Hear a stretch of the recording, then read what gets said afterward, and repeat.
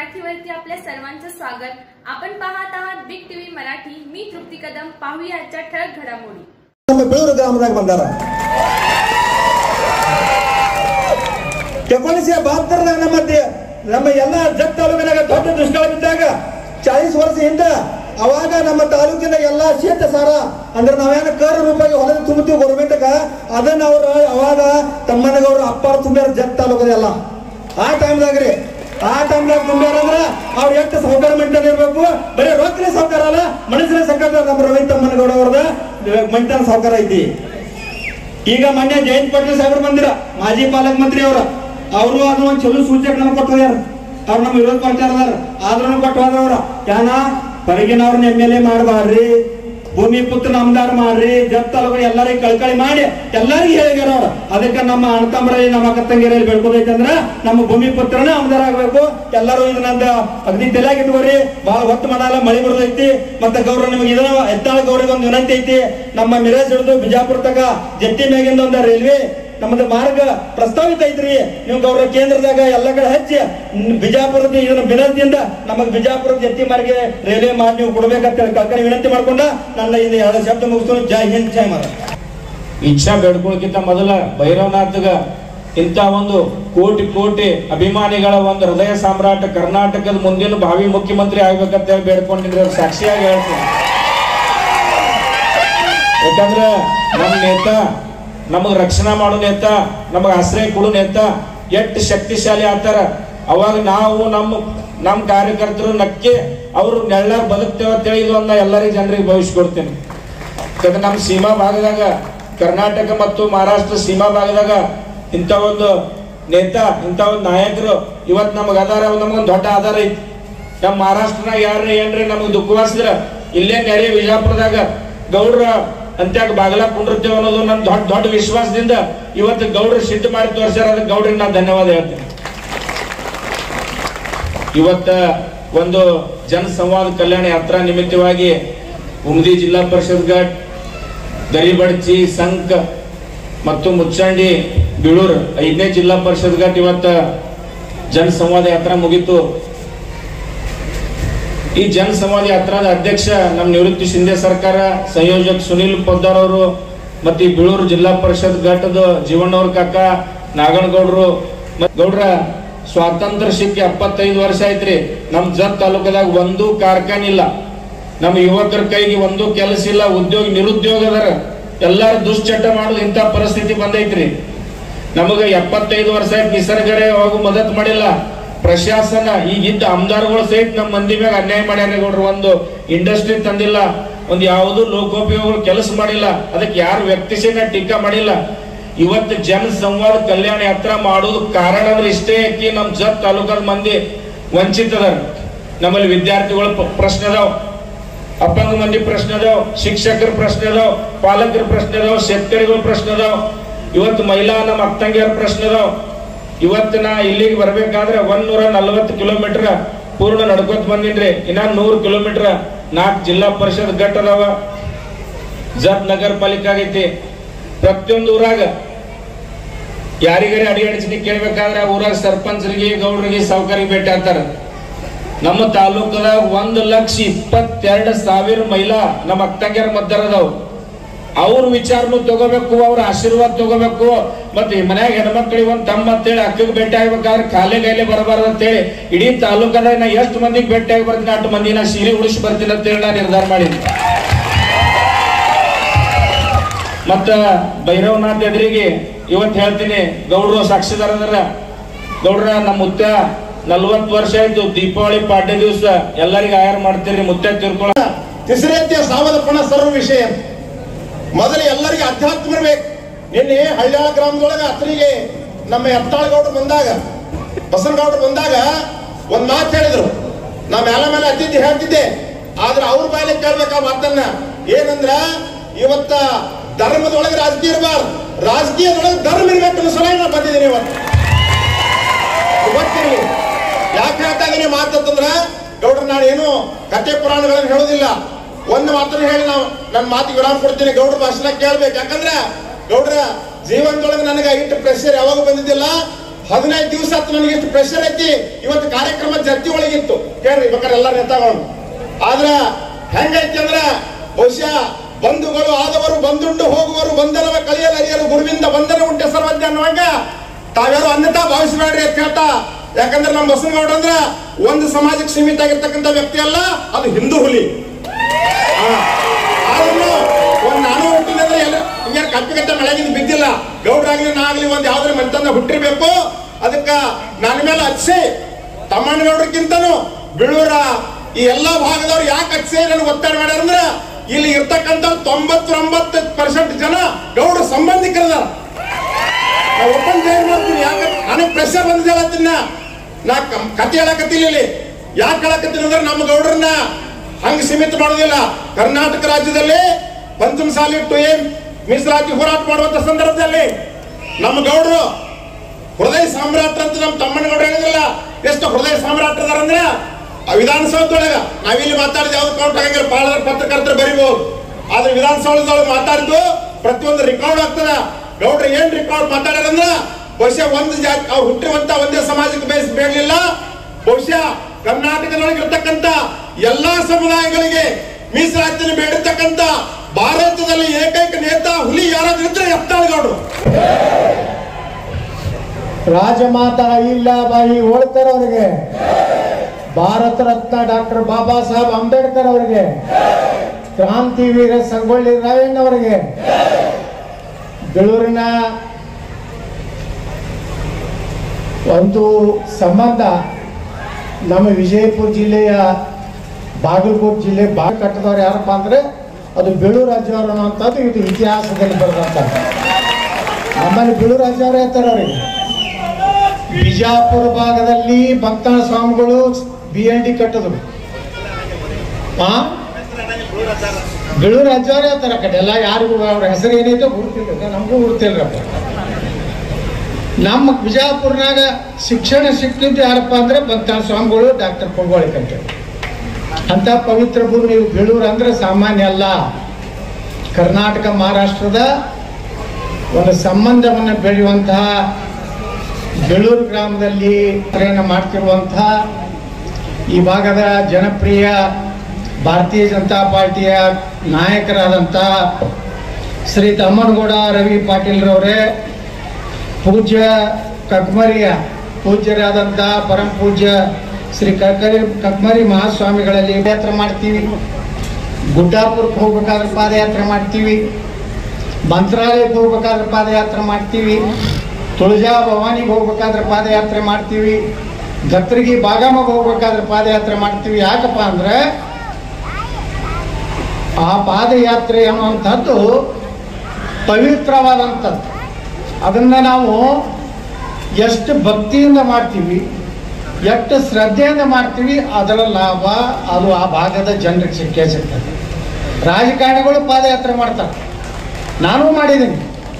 ಭೀಮೆಯಿಂದ ಕೃಷ್ಣ ಅಂತೇಳಿ ಸುಮಾರು 200 ಕಿಲೋಮೀಟರ್ ನಾನು ಪಾದಯಾತ್ರೆ ಮಾಡಿದ್ದೀನಿ MP ಇದ್ದಾಗ.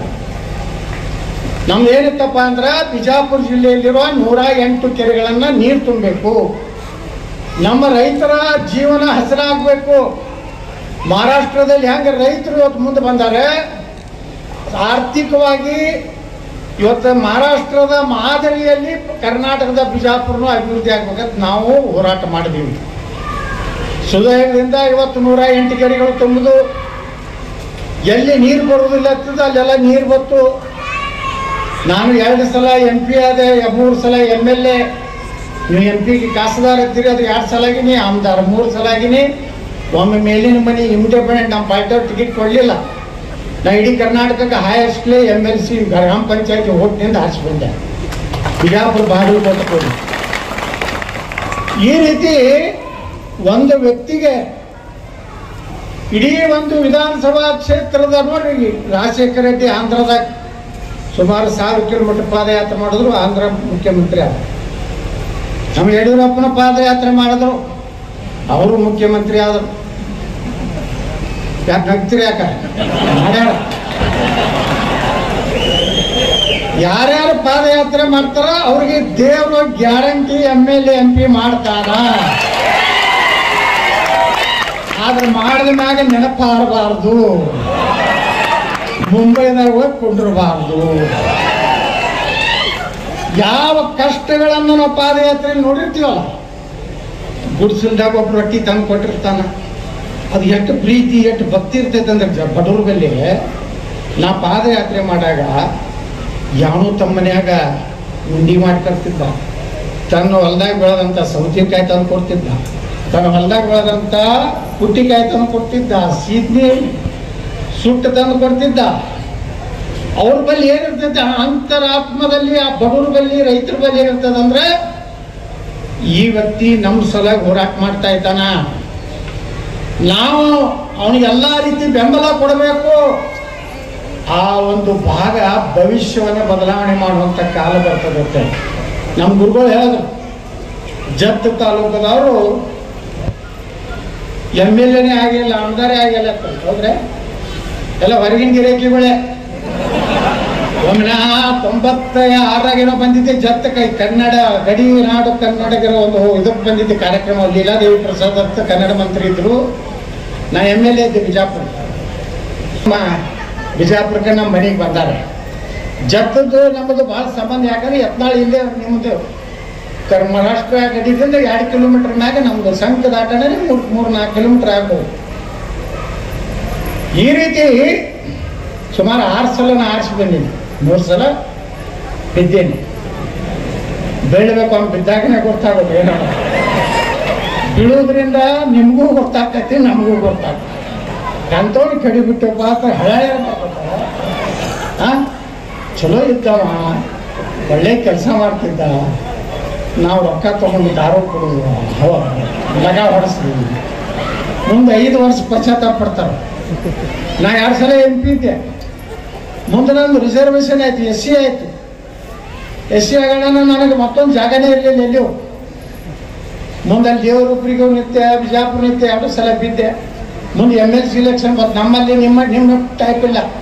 ನಮ್ಮಲ್ಲಿ MLC ಹೆಂಗೈತಂದ್ರೆ ಗ್ರಾಮ ಪಂಚಾಯತಿ, ತಾಲೂಕ್ ಪಂಚಾಯತಿ, ಜಿಲ್ಲಾ ಪಂಚಾಯತಿ, ಮುನ್ಸಿಪಾಲಿಟಿ, ಕಾರ್ಪೊರೇಷನ್. ನಮ್ಮ ಕಡೆ 8,000 ಓಟ, ಬಿಜಾಪುರಗಳು ಕೂಡ 8,000 ಓಟ. ನಿಮ್ಮಲ್ಲಿ ಬರೀ ಗ್ರಾಮ ಪಂಚಾಯತಿಯವರು ಅಷ್ಟೇ ಓಟ ಇದೆ. ಹಂಗೆ ಹೇಳಿದಿರ್ತದೆ. ಅವ್ರು ಹೊರಗೆ ಹಾಕ್ಬೇಕಂತಾರ, ಅದು ಹೊರಗೆ ಹಾಕೋದು ಹಾಗಾಗೈತಿ. ಗುದ್ದಾಡ್ತಾರೆ, ಹೋಗ್ತಾರೆ ದಿಲ್ಲಿಗೆ, ಹೊರಗೆ ಹಾಕಿರ್ತಾರೆ. ಯಾಕಂದ್ರೆ ನನ್ನ ಮಗನ ಮುಖ್ಯಮಂತ್ರಿ ಮಾಡ್ಬೇಕು. ಅವ್ರ ಹತ್ತಾರ ನಿನ್ನ ಮಗನು ಮಾಡ್ಲಾರ್ದಂಗೆ ನೋಡ್ಕೊತೀನಿ ಅಂತ ನಾ ಹಾಕ್ತೀನಿ. ನಮ್ಮ ಕರ್ನಾಟಕ ರಾಜಕಾರಣಿ ಬೇರೆ. ನಾವು ಡೈರೆಕ್ಟ್ ಸಿದ್ದರಾಮಯ್ಯ ಅವರು, ನಾವು ಡೈರೆಕ್ಟ್ ಫೈಟ್ ನಾವೆಲ್ಲ ಅವರು. ನಾವು ಯಾಕಂದ್ರೆ ಮೊದಲ ಬಾರಿಗೆ ಕರ್ನಾಟಕದ ವಿಧಾನಸಭೆಯಲ್ಲಿ ಹಾಲ ಮತ ಸಮಾಜಕ್ಕೆ ST ಸೇರಿಸ್ಬೇಕಂತ ಹೋರಾಟ ಮಾಡೋದವ ನಾನೇ. ದನಗರ ಐತಿಲ್ಲ ಇಲ್ಲಿ, ನಮ್ಮ ಕಡೆ ಹಾಲ ಮತ ಅಂತೀವಿ, ಕುರುಬ ಸಮಾಜ ಅಂತೀವಿ. ಬಿಜಾಪುರ್ನಾಗ ಸಂತ ಕನಕದಾಸ ಮೂರ್ತಿ ಕೂಡ್ಸ ನಾವೇ, ಸಂಗೊಳ್ಳಿ ರಾಯಣ್ಣನವ್ರು ಸರ್ಕಲ್ ಮಾಡಿ ಈಗ ಅಲ್ಲಿ ಒಂದು ಮೂರ್ತಿ ಕೂಡ್ಸ್ಲಾಕತ್ತೀವಿ. ಅಹಿಲಾಬಾಯಿ ಹೋಳ್ಕರ್ ಮೂರ್ತಿ ಕೂಡ್ಸಿವಿ. ನಾನೇ ಛತ್ರಪತಿ ಶಿವಾಜಿ ಮಹಾರಾಜರ ಮೂರ್ತಿ ಕೂಡಿಸ್ದವ, ನಾನೇ ಮಹಾರಾಣಾ ಪ್ರತಾಪ್ ಮೂರ್ತಿ ಕೂಡಿಸ್ದವ, ನಾನೇ ಬಾಬಾ ಸಾಹೇಬ್ ಅಂಬೇಡ್ಕರ್ ದೊಡ್ಡ ಮೂರ್ತಿ ಕೂಡಿಸ್ದವ, ಬಾಬು ಜಗ್ಜೀವನರಾಮ್ ಮೂರ್ತಿ ಕೂಡಿಸ್ದವ, ವೀರ ಸಾವರ್ಕರ್ ಸ್ವಾತಂತ್ರ್ಯ ವೀರ ಸಾವರ್ಕರ್ ಮೂರ್ತಿ ಕೂಡಿಸ್ದವ, ಸುಭಾಷ್ ಚಂದ್ರ ಬೋಸ್ ಮೂರ್ತಿ ಕೂಡಿಸ್ದವ, ಸರ್ದಾರ್ ವಲ್ಲಭಭಾಯಿ ಪಟೇಲ್ ಮೂರ್ತಿ ಕೂಡಿಸ್ದವ, ಗಾಂಧಿನ ಅಂದ್ಬಿಟ್ಟು ಎಲ್ಲ ಕೂಡಿಸ್ದವ.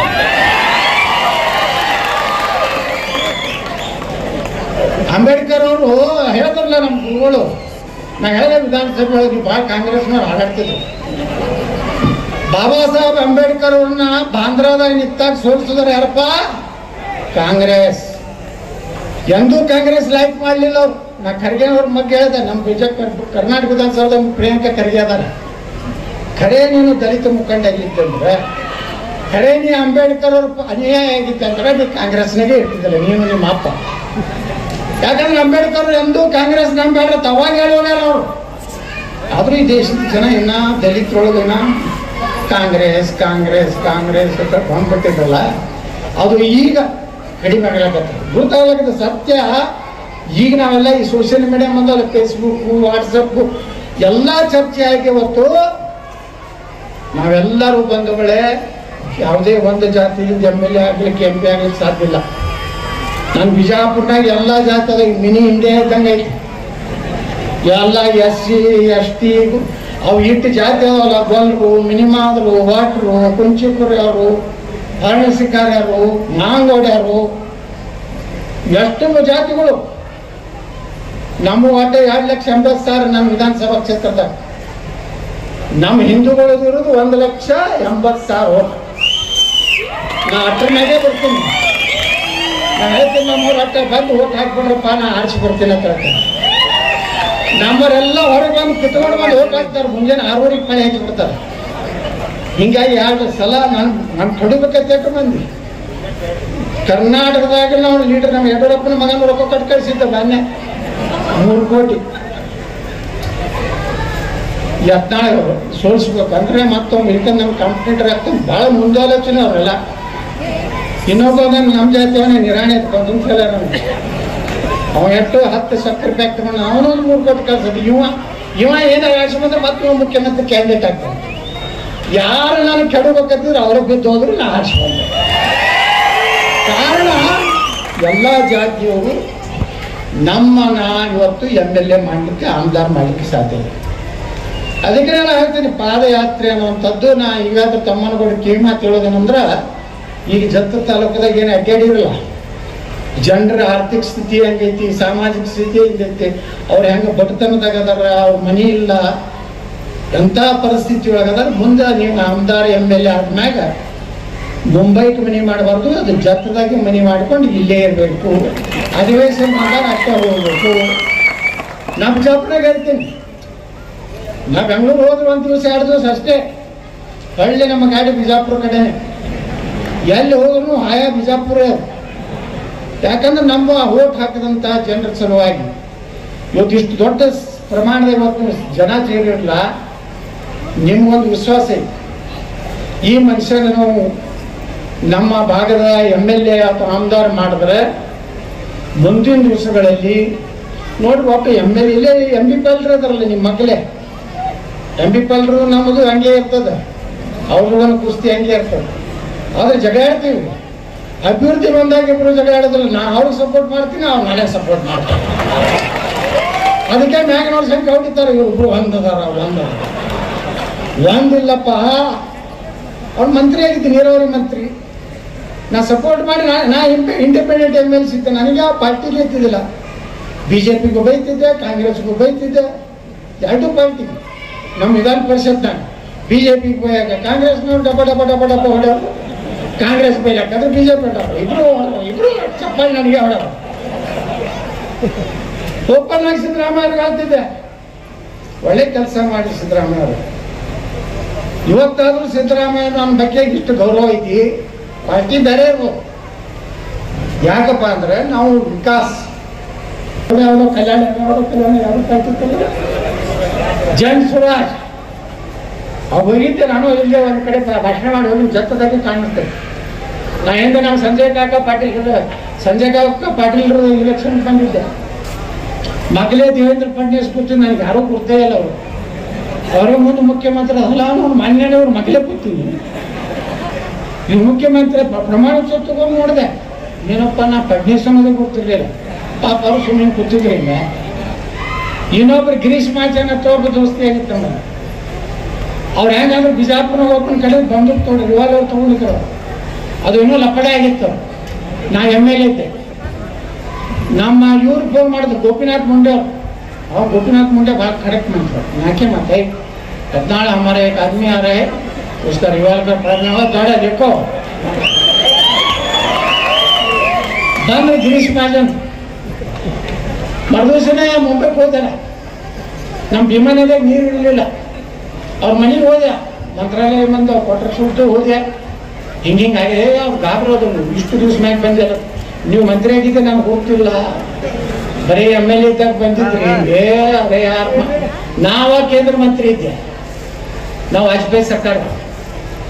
ಅವು ಬಂದಾಗ ಒಂದು ತಾಸಿನಾಗ ಭೀಮಾ ನದಿಗೆ ಕೃಷ್ಣಾ ನದಿಗೆ 2ಕ್ಕೂ ನೀರು ಬಿಡಿಸ್ಬಿಟ್ರು. ಇಟ್ಟು ಖುಷಿ ಆಗ್ಬಿಟ್ರು ನಮ್ಮ ಬಿಜಾಪುರ ಜನ.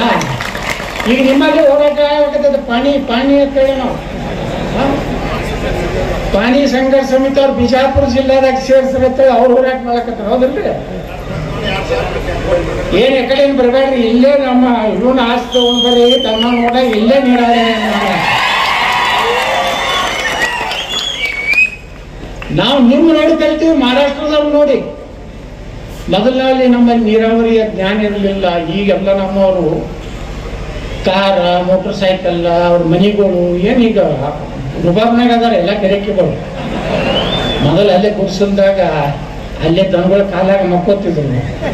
ಅಲ್ಲೇ ದನಗಳು ಇರ್ಬೋದು, ಇವ್ರಿಗೆ ಅದಕ್ಕೆ ಹೀಗೆ ನಮ್ಮ ಪರಿಸ್ಥಿತಿ. ಈಗ ನಮ್ಮಲ್ಲಿ ಭಾಳ ಹೈಫೈ ಆಗ್ಯಾರ. ಅಗದಿ ನೋಡ್ರಿ, ನಮ್ಮ ಗಲಗಲಿ ಫ್ಯಾಕ್ಟ್ರಿ ಬಲ್ಲಿ ರೈತರು ಹೆಂಗ ಅದಾರಂದ್ರೆ, ನಾವು MP-ದಾಗ ಹೋಗ್ತಿದ್ದೇನೆ. ಮುಂಜಾನೆ ನಾನು ಪ್ರಚಾರಕ್ಕೆ ಬರ್ತೀನಿ, ಏನು ಹೇಳೋದು ಹೇಳ್ತೇನೆ. ಅವ್ರಿಬ್ರು ನನ್ನ ಜೋಡ ಚಲೋ ಅದಾರ. ಯಾರು ದೇವೇಂದ್ರ ಫಡ್ನವೀಸ್ ಅವರು ಚಲೋ ಅದಾರ, ಗಿರೀಶ್ ಮಹಾಜನ್ ಅವರು ಚಲೋ ಅದಾರ, ಮತ್ತು ನಿತಿನ್ ಗಡ್ಕರಿ ಸಾಹೇಬರು ನನ್ನ ಗಡ್ಕರಿ ಸಾಹೇಬರು ಕೂಡ ನಂದು ಒಳ್ಳೆಯ ಸಂಬಂಧ ಇದೆ. ಇಂಥ ಒಳ್ಳೆಯ ಅಭ್ಯರ್ಥಿಗೂ ಟಿಕೆಟ್ ಕೊಡ್ರಿ, ಅವರಿಂದ ಜತ್ ತಾಲೂಕ ಅನುಕೂಲ ಆಗ್ತದೆ, ನಮ್ಮ ರೈತರಿಗೆ ಅನುಕೂಲ ಆಗ್ತದೆ. ಯಾಕಂದ್ರೆ ನಮ್ಮೆಲ್ಲ ಬೀಗರು ಬೀಗರು ಇಲ್ಲೇ ಸಂಕನು ನಮ್ಮ ದತ್ತಕ್ಕೆ ಬಂದವ್ರು, ನಮ್ಮ ಮನೆತಂದವರು ದತ್ತಕ್ಕೆ ಬಂದ್ರೆ ಅಲ್ಲಿ ಬಸವನಗೌಡರ್ತಾರೆ. ಹಿಂಗಾಗಿ ನಾವು ಬಸವನಗೌಡನು ಭಾಳ ಯತ್ನದಾಗ ಒಂದಿಲ್ಲ ಒಂದು ಗಡ್ಡೆಯಾಗ ಬಸವನಗೌಡ ಇರ್ಲಿಕ್ಕೆಲ್ಲ. ಯಾಕಂದ್ರೆ ನಮ್ಮದು ಸಂಘದ ಸಂಬಂಧ.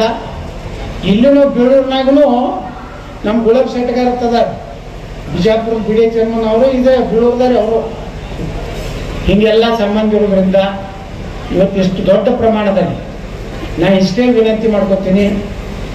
ಬರುವಂಥ ವಿಧಾನಸಭೆ ಚುನಾವಣೆ ಈ ದೇಶ ಇವತ್ತು ನಾವೆಲ್ಲ ಸುರಕ್ಷಿತ ಯಾಕಿದೀವಪ್ಪ ಅಂದ್ರೆ, ನರೇಂದ್ರ ಮೋದಿ ಅಂತ ಒಬ್ಬ ದೇಶದಲ್ಲಿ ಪ್ರಾಮಾಣಿಕ ಪ್ರಧಾನಮಂತ್ರಿ ಅದ.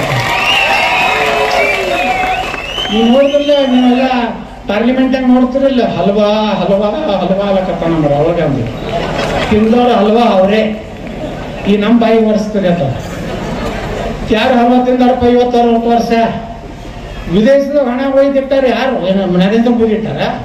ನರೇಂದ್ರ ಮೋದಿ ಇಟ್ಟರೆ ಅವ್ರಿಗೇನು ಬರುದದ? ಏನು ಹಿಂದಿಲ್ಲ ಮುಂದಿಲ್ಲ. ಈ ವಾಜಪೇಯಿ ಇದ್ರಲ್ಲ, ನಾ ಮಂತ್ರಿ ಆದಾಗ ವಾಜಪೇಯಿ ಇದ್ರು. ಇವತ್ತೇನು ವಾಜಪೇಯಿದು ಏನೈತಿ? ಏನು ಆಸ್ತಿ ಐತೆ? ಡಾಕ್ಟರ್ APJ ಕಲಾಂ ಈ ದೇಶದ ರಾಷ್ಟ್ರಪತಿ, 4 ಕೋಟ 4 ಪ್ಯಾಂಟ, ಮನೆ ತುಂಬ ಪುಸ್ತಕ. ಬಾಬಾ ಸಾಹೇಬ್ ಅಂಬೇಡ್ಕರ್ ಅವ್ರದ್ದು ಏನಿತ್ತು? ಬಾಬಾ ಸಾಹೇಬ್ ಅಂಬೇಡ್ಕರ್ ಅವರ ಅಂತ್ಯಕ್ರಿಯೆಗೆ ಗೊತ್ತಿರಲಿಲ್ಲ. ಆ ಪುಣ್ಯಾತ್ಮನ ಒಂದು ಏನು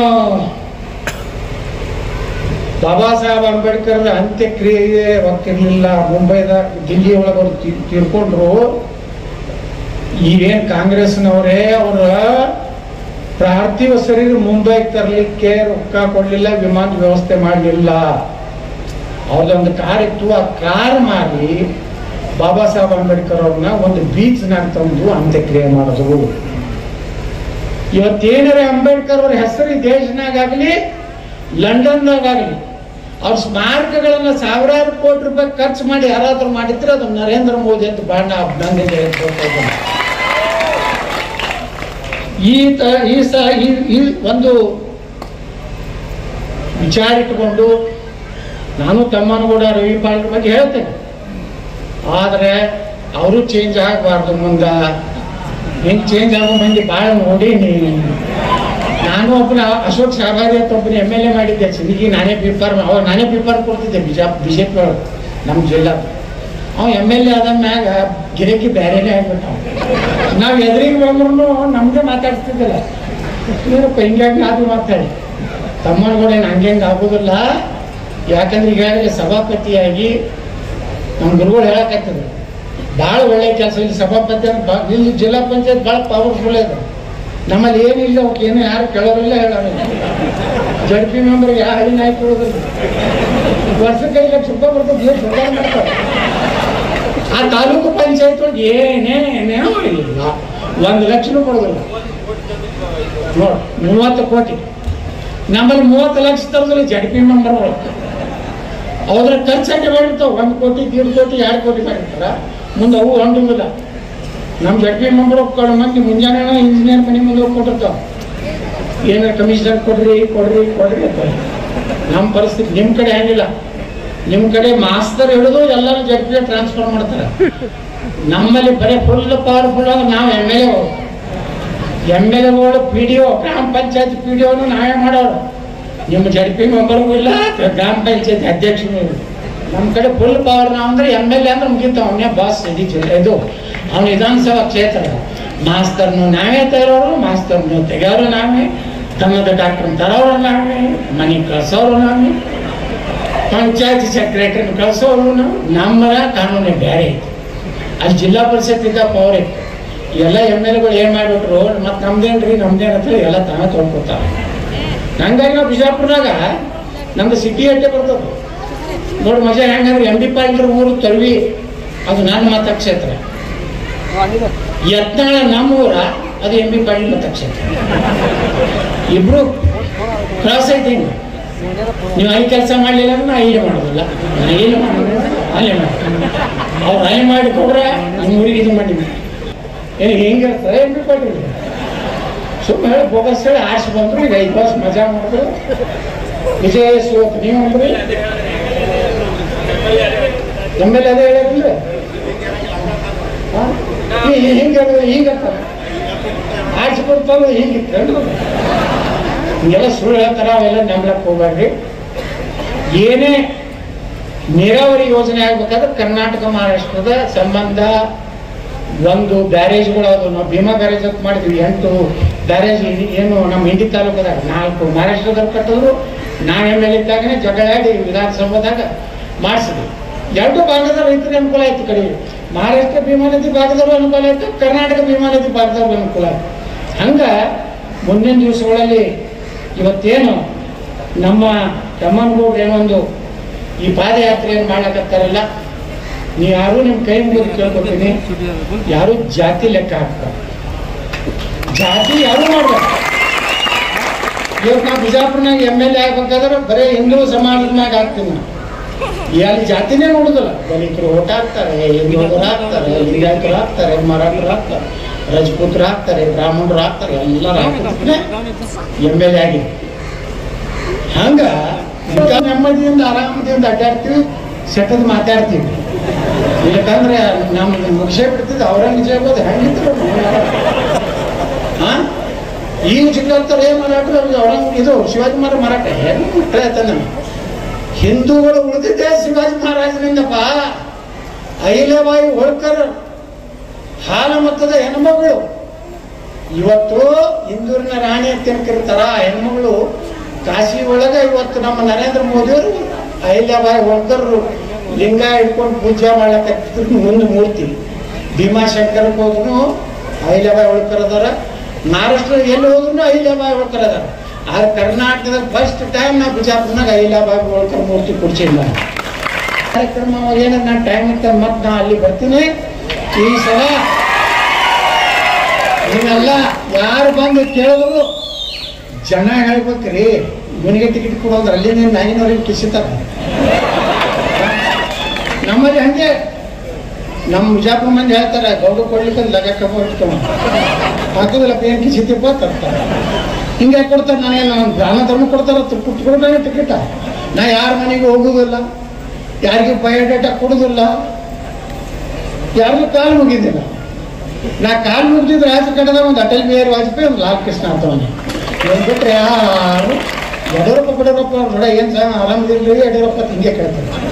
ಆಯ್ತಾ ಯಾರಿಗೂ ಯಾವಾಗ ಒಂದು ನರೇಂದ್ರ ಮೋದಿ ಹೇಳಿದ್ರು ಕಾಲು ಮುಟ್ಟಿ ಯಾರು ನಮಸ್ಕಾರ ಮಾಡಬೇಡ ಅಂದ್ರು ಅವತ್ತು ಚಲೋ ಆಯ್ತಪ್ಪ. ನಾವು ಕಡೆ ಸುಮ್ಮನೆ ಕಾಲು ಮುಗಿದ್ರು ಹೋಗಿ ಅಪ್ಪಾಜಿ ಅನ್ನೋದು. ನಾನು ವಿಧಾನಸಭಾದಾಗ ಹೇಳಿದೆ, ನಮ್ಮ ಅಪ್ಪಗೆ ಅಟ್ಟೆ ಅಪ್ಪಾಜಿ ಅಂತ. ಹಾದಿ ಹೋಗೋರೆಲ್ಲ ಅಪ್ಪಾಜಿ ಅಂದ್ರೆ